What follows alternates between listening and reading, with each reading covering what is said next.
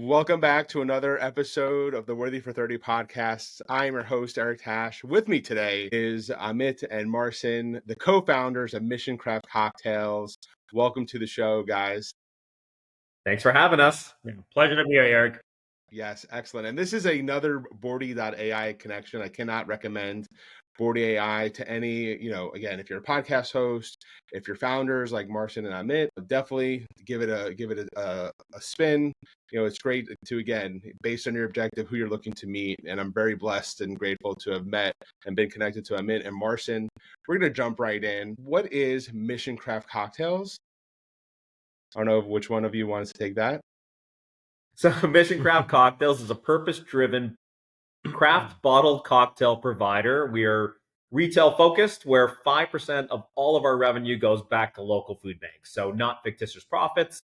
Actual top line revenues goes back to food banks across the country. Yeah. And we make delicious, ready to pour, bar strength, real juices, real ingredients cocktails that you just pour over ice. So margaritas, jalapeno pineapple margaritas, Mai Tais, Cosmos, Old Fashioned, Manhattans, espresso martinis, and then definitely more coming by.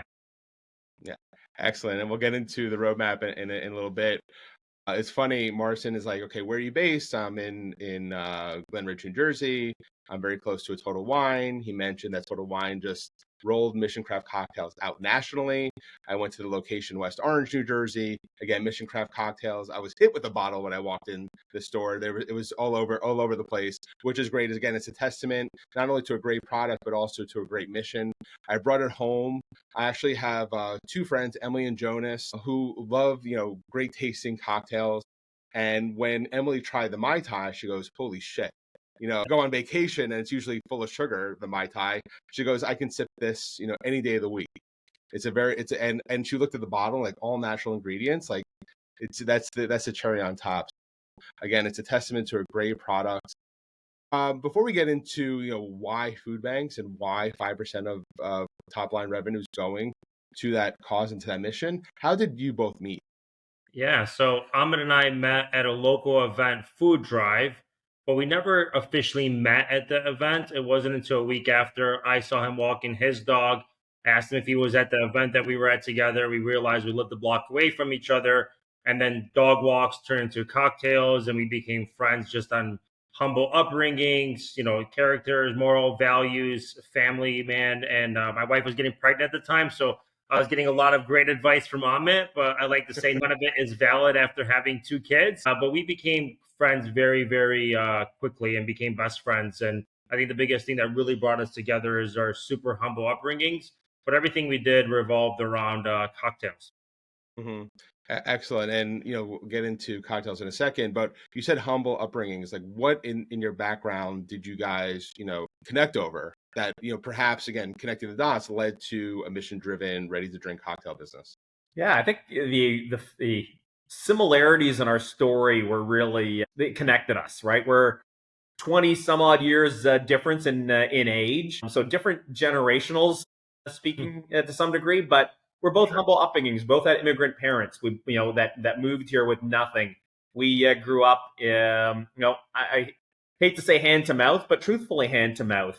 Our parents were paycheck to paycheck, and we bonded over a lot of those similar experiences as kids growing up and as adults, and how that outlook on life really experienced how we look at life and raising our kids and our family today.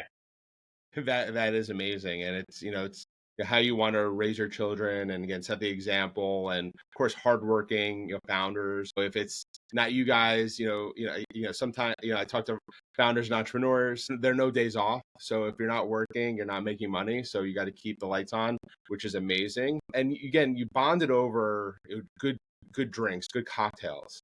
And the other thing that based on conversations that I've had with other entrepreneurs, is there are two types of entrepreneurs. It's the why not us, why not me? I can do that. Or there's the obsessive, like you taste for instance, you taste a liquid, like it's good, but there's something missing, and then you obsess over it, and then you try to say, okay, is there anything else in the market? No. Why can't we create something like that? So how did it go from bonding over cocktails to actually starting a ready to drink cocktail business?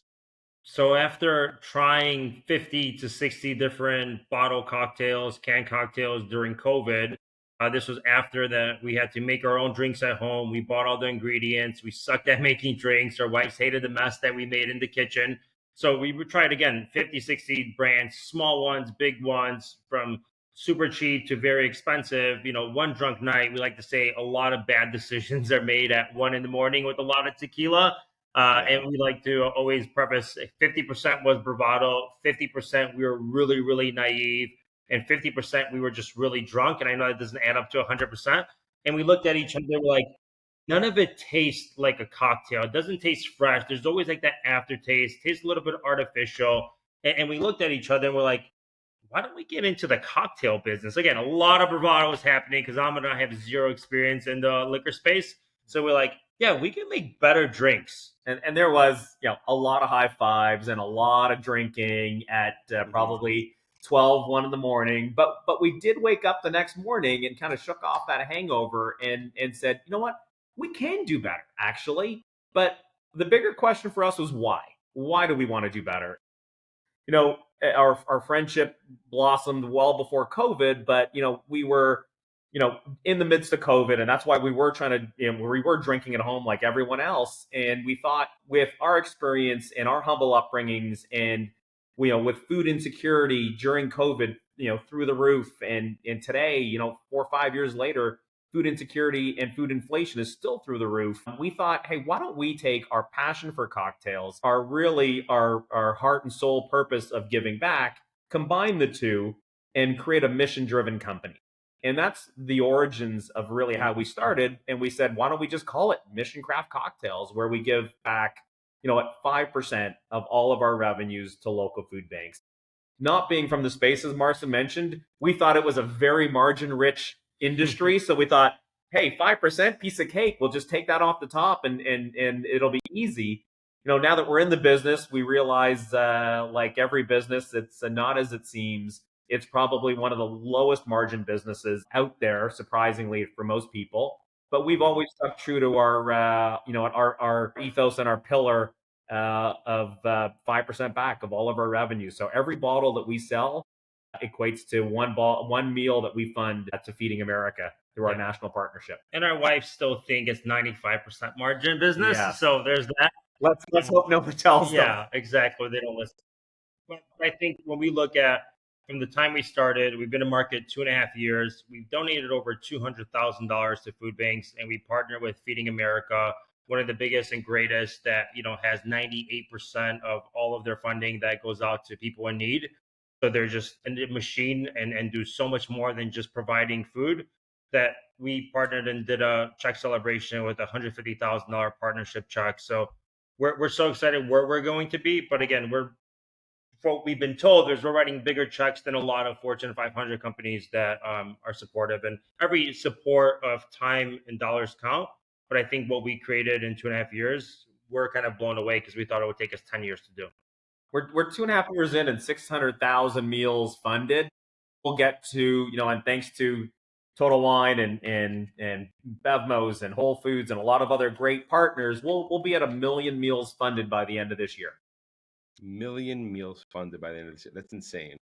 That is insane, right? Because you thought, again, it would take a lot longer to even get to 200,000 to now to 600,000 to 1 million, to ending the year at 1 million. That's wow. That's astounding. Because the other thing that you hit on, Amit, was food insecurity, from COVID through now, but there's also loneliness, right? Because like when you're sharing a cocktail or a drink, you're also bringing people together. When you're sharing a meal, you're bringing people together. Absolutely. So have you heard about any of that correlated benefit of, okay, you're donating, money to food banks and you're feeding people, again, who are food insecure, about helping them from a mental health standpoint?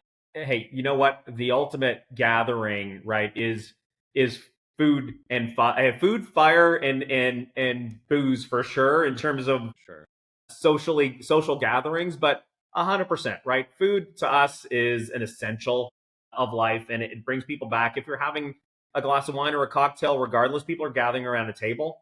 And the business of cocktails is a social exercise, right? And very rarely, thankfully, that people drink alone, but mostly people drink together to celebrate or mark an occasion. So, for us, they're very similar, but still mutually exclusive to some degree, right?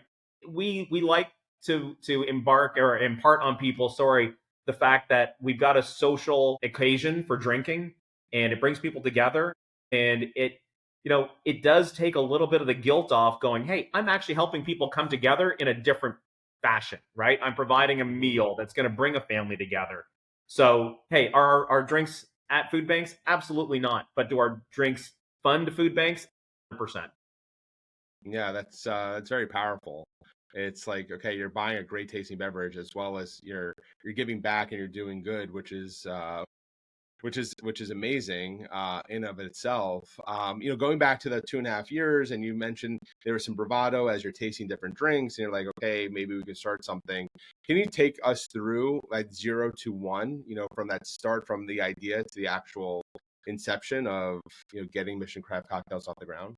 Yeah. So the next day after we said, okay, we're doing it, and we committed to that 5%, we were just looking at each other. We're like, okay, who can make cocktails? So we just opened up Google and started facilities, manufacturing of cocktail makers or vodka distilleries. And we looked at about 30 to 32 different distilleries across the US. And of course, tried to have phone calls, many meetings. And it wasn't until we found one here that was somewhat local in California.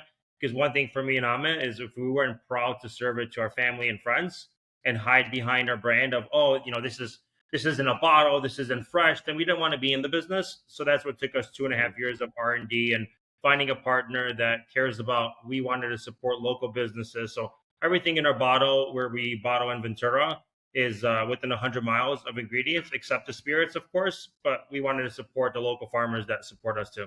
Yeah. And I think the interesting part for us not being from this space is, we didn't know how the business was structured. So we didn't know, you can go to formulation houses, and it's the reason we didn't like most of the drinks that we'd tried was they were all formulaic in the same way they were made. It's water, it's color, it's flavors, it's alcohol, right? And it all tastes chemically, and it all doesn't taste like it would taste out of a shaker coming from a bar. So from zero to bottle one actually took us 2.5 years of formulating the right recipes in a shaker, and we used award-winning mixologists to kind of help us do that. But then the hard part was then 2.5 years of figuring out the manufacturing process to use real juices, real flavors, real ingredients. So it's the juice of 6 limes in every bottle. So it's not water, color, and flavor. It's lime juice. People ask us how we get that beautiful color for our Cosmopolitan, and we say it's God's food coloring, because it's actual cranberry juice. So it took a long time to us figure out the filtration, the type of cold pressing we had to do to get to that point. And if we were from the industry, we always say that our biggest asset was not being from the industry, because we just wanted a great tasting cocktail. Got it. And in terms of like being from the industry, not being from the industry, now 2.5 years looking back, looking from the outside in, is there anything that you would have done differently now based on what you know? I would say no, because even like when we look at California and federal licensing, like we learned so much about the process, what it means, and not being in a gray area, like really understanding black and white and going through that process. And I think if we were, again, from the industry or knew what we knew now, we still would do it the same way. Because if we did take those shortcuts, we wouldn't have the liquid we have in our bottles today. And ultimately, which leads us to a success, because once people try it, hey, the give back is important to me and Amit in our hearts. But at the end of the day, if your product is not great, they're not buying it or rebuying it, no matter if you're giving 100% and you're running a nonprofit cocktail business, right? So, Yeah. And I think we learned so much from our failures, right? Failure is learning.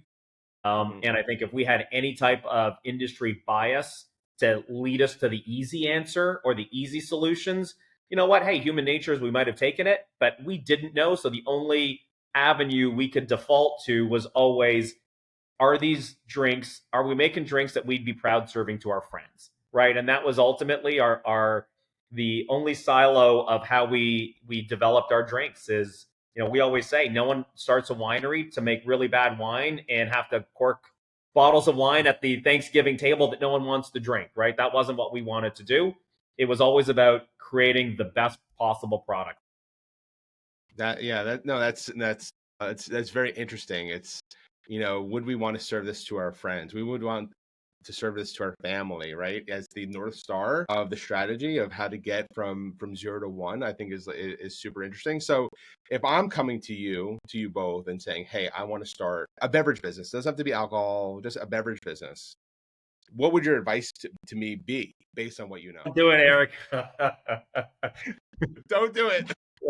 It's, you know what? Hey, in retrospect, we'd look back and we'd always do it. But Yeah. I think, you know what? I think if we had the bias, the industry bias and the business bias at the start of this, we'd realize how ridiculous of a challenge that we were really biting off. So I think our success really comes in. We've had so many roadblocks and so many, brick walls, but for us, it's the why, right? And for us, it's always been the why. And it's been about getting to 1 million meals, and it's been about helping food insecurity. And I think if we didn't have that as the motivation and the push every day, we'd have 1,000,001 reasons to stop. So I think if anyone wanted to start any business, in the spirits business, in the beverage business, or any type of business, unless you truly have a why that is outside of just money, that really keeps you wanting to move forward, then I wouldn't do it. I'd just be a consumer, not a founder. But if you've got a true why that you can wake up to every day and that motivates you, 10 times more than you really think, then that's the advice I'd give you. Make sure you have a why. And so many of the amazing beverage brands or even liquor, like just based on necessity for their own, right? So their own personal problems or ones that they didn't see in the market that they built for themselves. And that's, I think, one of the things for me and Amit is we didn't get a group of 50 or 100 people to give us their opinion. We literally made the 5 signature drinks with our palates that says, hey, would we enjoy this on the weekend or at night or during the daytime? And that was really our status quo. And then we started entering it in competitions, and we won a double gold in the most prestigious, largest competition in the world, San Francisco Wine and Spirits. We're like, oh my gosh, the industry experts think our juice is incredible and our drinks are great. So I think that's what really allowed us to be where we are. Because I think if we add so much people's feedback and getting what they don't like or like, then we wouldn't be where we are. Absolutely. Follow your gut, follow your vision, believe in yourself, because you don't have time to take attendance, so to speak, and listen to everybody, right? You just got to do what you got to do and learn as you go. Right, and that why is super powerful to keep you going. It's interesting when you said, like, okay, you both came to the consensus, okay, these are the 5 drinks we're gonna produce, based on our preference. It reminds me of a conversation that Rick Rubin, the producer, had about creating music, right? It's like, I'm doing the music for me. The gift is sharing it, right? Yeah. Which I think is like super interesting way to think about it. That's a great analogy. Great way of thinking about it. 100%. Yeah, it's like, yeah, this is what we like. Again, our gift is to share. And then when you're sharing this and when people are buying this, you mentioned, Marcin, that if you have a crap product, people aren't going to rebuy. And you have a great mission, you have a great why. How do people first find out about Mission Craft Cocktails? What is the marketing? How are you reaching those consumers for them to know about Mission Craft Cocktails? Yeah, so outside of being available on shelves, right, which is the most important thing in most retailers, we do about 300 plus tastings a month. And the reason why we heavily invest in tastings and see that as an incredible marketing strategy is we can tell our story, but most importantly, people get to try the product. And for us, like when you try it, we're demonstrably different than anything else on the shelf. And we have incredible conversions because people taste that it tastes like a real drink, right? And then it's a no-brainer for them to grab it for their night or weekend.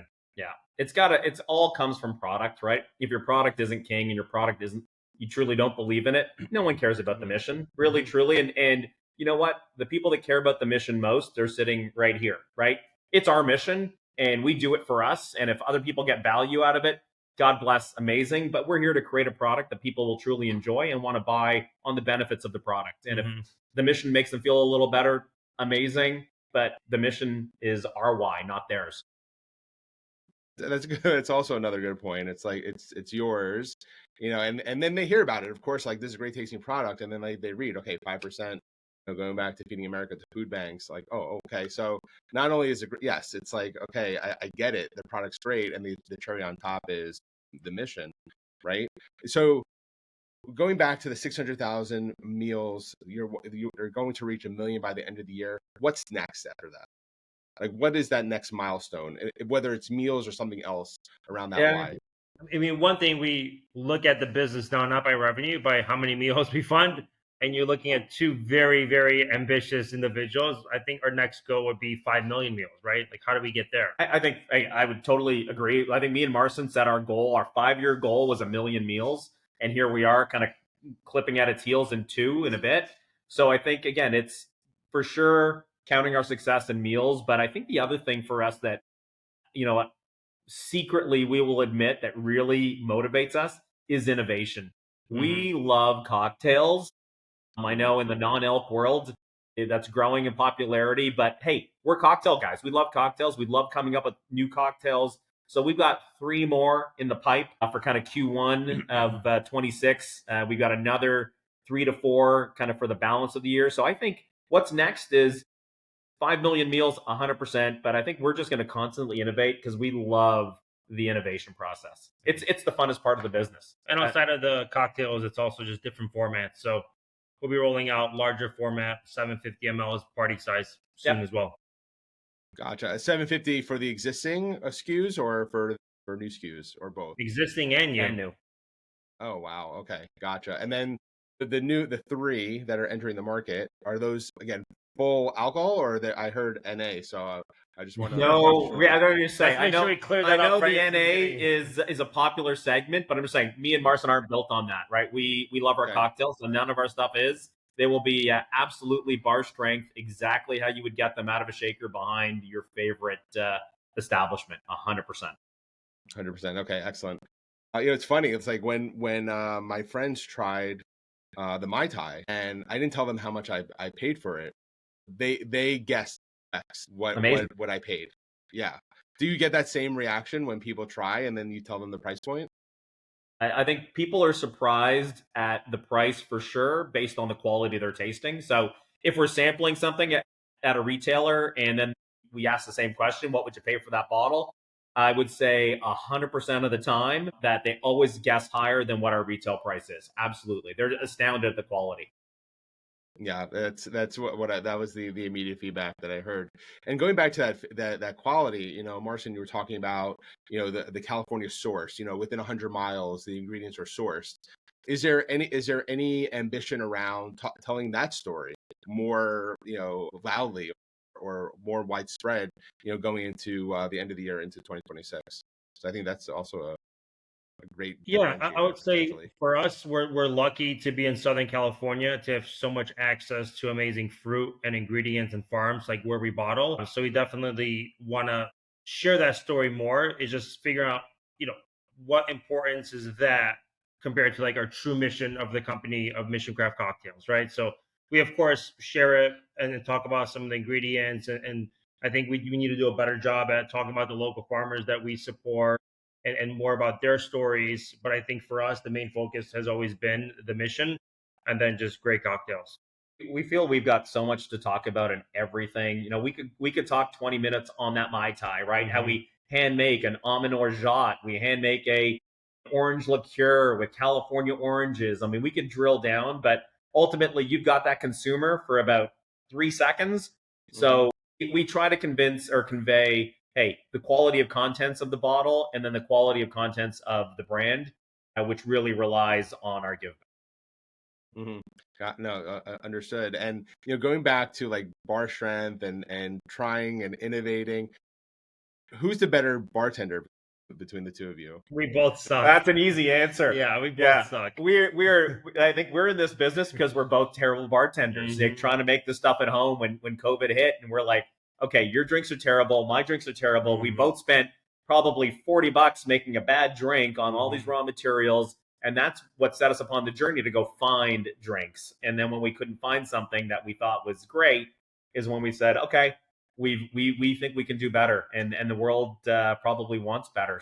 Especially with a 20-year age gap, we kind of knew that there was probably a good consumer base in the demographic between those decades. We're really both good at drinking, though. Fantastic. Check that box. Yes. Yeah. Nailed it. In terms of like that, it's funny going back to that 0 to 1 and, understanding the need or the want for a high quality bar strength cocktail. What was that initial, that research? I know you mentioned, when you're deciding, okay, we want to make this and we're going to Google and we're going to search, for beverage makers. But in terms of the actual consumer, what sort of research did you do? Was it just talking to friends, or did you do something a little bit more widespread? No, we were the absolute opposite of widespread. We were narrow focused on what our favorite drinks were out of the gate. We're going to be really honest. We love margaritas. We loved old fashions. I loved Manhattans. So we focused on those. I think the Mai Tai was definitely one that we both loved. And I'm going to say the only drink we probably didn't make specifically for us, and it was a bit more focused around our wives, was the Cosmo. And now, if you ask us a question, the Cosmo is literally one of our favorite drinks over ice or anything. It's also fantastic. It was all about, hey, what flavors and what drinks did we like? And we knew if we did stuff to our palate and our flavor profile, then regardless of whatever we produced and we didn't sell a bottle, we'd at least have inventory for ourselves. So that was always our insurance policy. After our first round of production, we're like, if we don't sell any, at least we got a bunch of drinks that we know we're going to drink. And a bunch of barrels of bourbon sitting around that we can collect for years. Uh-huh. And one thing too, Eric, is like every drink that we have, we like to say there's like a mission twist on it. So like the Cosmopolitan, sounds the signature Cosmopolitan, but for us, we infuse it with cucumbers and grapefruit. We make our own handmade orange liqueur. It's real cranberry juice, and then hints of rosemary and peppercorn, right? So it's really complex. But when you're first trying it, you're expecting a Cosmo. And then when people try it, like, it's a little bit different than a Cosmo. This is really good, but it's still in the same, line of Cosmos. Same line of Cosmopolitans. But it's interesting because, again, you want to create a little bit of a moat between your drinks and someone else's. If someone is going to bottle a Cosmopolitan, you definitely want to create that signature aspect to it. Okay. Yeah. When you're looking back again on that the 2.5 year journey plus, what was the best advice that you received along the way? And then on the flip side, what was the worst advice that you received? And you're like, shit, we shouldn't have followed that advice. Or one of the worst advice. What's the worst? Start with the worst. I mean, there's a lot of worst advice, but I think one of them is to focus heavily on direct to consumer and influencer marketing. Where hey, we're a self-funded small brand just starting, and knowing we need to get a word out there. We made a huge mistake, but again, expensive failure, but a lot of learnings from it. And it was advice that we received: is hired an influencer marketing campaign, worked with 500 influencers, and they realized it's not the story that we want to tell. It's not authentic, and it also kind of derails the brand a little bit from what we really want to share to the world, and it provides us zero ROI. But again, from experts, we were told this is the right path. And that's a danger of allowing other people to tell your story, right? And influencers, they don't tell your story, they tell their story.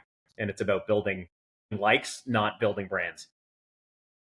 Yeah. Interesting. So, because again, yes, you are very, and again, it's the people who listen to this episode, it's very, very evident. This is a founder-led story for Mission Craft Cocktails. When you look at, other founder-led brands, like, are there ones that you point to and say, I could see them again in our realm, in our echelon? I think what, from different avenues we did, right? And I know it's probably on your channel specifically, you get a lot of mentions of Tom's shoes, right? So for us, we always thought that they were best in class of at conveying what that purchase meant to that consumer, right? And they associated with a pair for a pair. And we've changed some of our messaging, one bottle, funds one meal as well. So I think from a messaging standpoint and, a for-profit company that still does great things, I think for sure they'd be at the top of our list. And I think also, Eric, One thing to add on the worst advice, we've always heard like, hey, don't overbuy. Don't think you need to have more stock than what you're ready for. Grow slowly. Don't expand SKUs. And I think what led for me and Ahmed to the success that we've had is we always went the opposite way. We're like, okay, if we can save X amount of percentage and we have to buy 100,000 bottles of glass instead of 20,000 that we need or 15,000 that we need, we're going to just figure it out. And then what that allowed us to do is, because obviously there's a lot of transit time, is when opportunities did come, we were ready and not missing on opportunities. But if we listen to the expertly advice that we received throughout people that we've met, we would have lost a lot of insane opportunities. Which does dovetail actually to the best advice we got, which was, you know what? We designed a product, and like a lot of entrepreneurs and founders, they do a cost up model in pricing, right? So it's like my product cost me this, I need to make 30%, my distributor makes this or whatever it is, and you end up at a retail. So the best advice we got, which really plays into what Marcin just said, is okay, the market is here. It doesn't matter what your cost is. If someone's only willing to pay $13 a bottle, you've got to meet the market. So going back to what Marcin said is we're like, okay, well, how do we meet the market? We can't meet the market buying 10,000 bottles at a time, and we can't meet the market buying 10 barrels at a time. So we basically said, okay, how do we meet the market? We've got to buy 140,000 bottles at a time when we had no right to buy more than 5,000 bottles at a time, but we bought it to get the volume pricing. How did we get the bourbon? We bought volume bourbon to get our cost of goods down. So we did, the best advice was the market is here. You got to meet the market. We work backwards to go, we've got to get our cost of goods in line. And then it did give us the advantage of once we met the market, we were prepared for these opportunities and customers going, we love your stuff. We need more and more and more. Whereas if we followed the don't overextend yourself, don't do these things, we'd have no opportunity. And, we've grown 4,000 to 5,000% year over year because we had the goods available and we did meet the market. So the best advice meets the worst advice, and it's clearly made sense for us. That's great insight and great perspective. In terms of those insane opportunities, what are some of those insane opportunities that presented itself based on the fact that you had that scale behind you? Yeah, I'm not going to name customers for customers, but I will say when we did, launch in a big way with one customer, and they gave us a 6-month forecast after day 7 of being on the shelf, they called us back and said, "Hey guys, we sold through your in 7 days, we've sold through more than we forecasted for the whole month. So we need more goods now." For us, and if we played it safe, we're like, okay, well, we don't have that ability. Not only did we, re-up, ship them their additional 3 weeks of shorts, we had to increase, by a magnitude of 4 to 5 for their next following 6 months, right? And with lead times being what they would be, if we didn't take those chances, not only would we have missed the first month sales, we would have missed like month 3, 2, 3, and 4 by the time we caught up. I think if we didn't do that, we'd missed a lot of opportunity. So now, Eric, we have oversupply of everything, and we're just committed and betting on ourselves and the goals that we want to achieve. Yeah. Yeah, no, that's excellent. And in terms of like, is there a quote or quotes that you live by? I know some entrepreneurs that I talk to have like specific, quotes or words of wisdom that they refer back to. Wow. You know what? I think we, at least we live our lives pretty wholesomely in terms of our, the standard, your word is your bond. I think we live by that. If you sign an NDA or a contract, if your word isn't your bond, your signature is no good either. So I think, just being good, decent people, treating people with respect, and do the right thing. Always do the right thing. Even if it's not in your best interest and it hurts you. I think all the relationships that we've started, we've kept. There's no new relationships that we've had to onboard because something went sour. So I think, just being good human beings, you can build a profitable business and give back and be good at the same time. And this is the reason why you're on the show. It's doing good while doing well. It's these things can be done at the same time, and again, you're proof positive of that. It's funny. The other thing that I uncover or talk to other entrepreneurs and founders about is core fundamental values. Like, they're able to distill, here are my three core fundamental values, and it sounds like integrity for both of you is very, very, is high on that list. What are the other, let's say, two or three that you would say are, again, your core fundamental values? Because I imagine those core, and they are, those core fundamental values align with the mission and the business.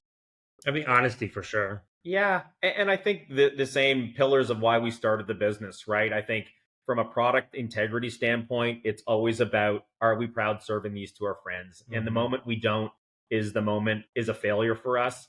And I think the fact that, we will never waver from the one bottle funds one meal, right? It's not about fictitious profits. It's not about looking good on a fundamentally is who we are. And that's what keeps us going every day is the give back. And in terms of, again, startups, sometimes they need to pivot because consumer preferences change, distribution changes.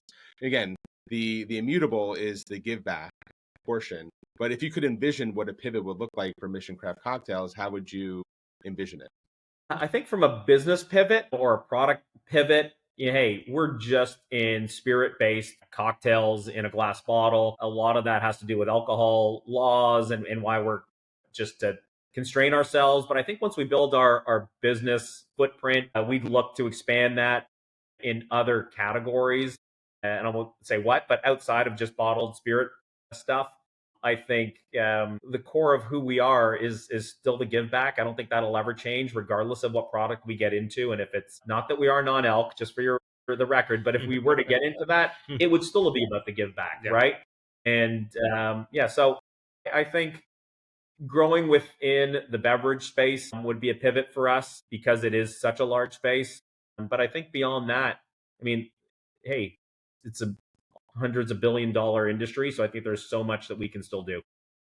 Excellent. In terms of where people, so I mentioned Total Wine as one of the places that we can find, that anyone can find Mission Craft Cocktails. You mentioned Bevmo, which is big on the West Coast, Whole Foods, any other national retailers that carry your product? So in California, which is our home state, we're in most of the retailers like Bevmo, Total Wine, Northgate, Cardenas, Gelson's, Bristol, Albertsons, Vons, Pavilions, Ralph's, Whole Foods. But nationwide, we are only with Total Wine. And then they can go on our website, missioncocktails.com, and then we could ship directly to their home, whether it's single bottles or beautiful 3-pack or 5-pack gift boxes. Yeah, pretty much everywhere around the country at Mission Cocktails. Okay, excellent. And then social media, you said at Mission Cocktails. And then if anyone has any questions based on this this conversation, or they see something, how can they reach you? Yeah, they can reach us on LinkedIn or shoot us an email, Marcin at Mission Cocktails. Yeah, Amit at Mission Cocktails, or via our messenger on Instagram as well. Excellent. Well, I think this is a great place to at least put a pin for the time being on this conversation. I do really appreciate both of your time this afternoon or evening now for me, because the sun's starting to go down a little bit. But again, I really do appreciate your time. I hope everyone who's going to be listening to this takes away some really great tips. Again, if you're starting a business, especially a mission-driven business, as well as looking for a great tasting cocktail. It's Friday. It's at 6:00 on the East Coast. They're cheersing to that. And so again, you can definitely find again your retailer again if you want to buy the product. Again, if you're not near a Total Wine store, you can find that through their website and have it delivered right to your house. So appreciate it. Amazing. Thanks, Eric. Thank you so much, Eric. Appreciate it. Thank you.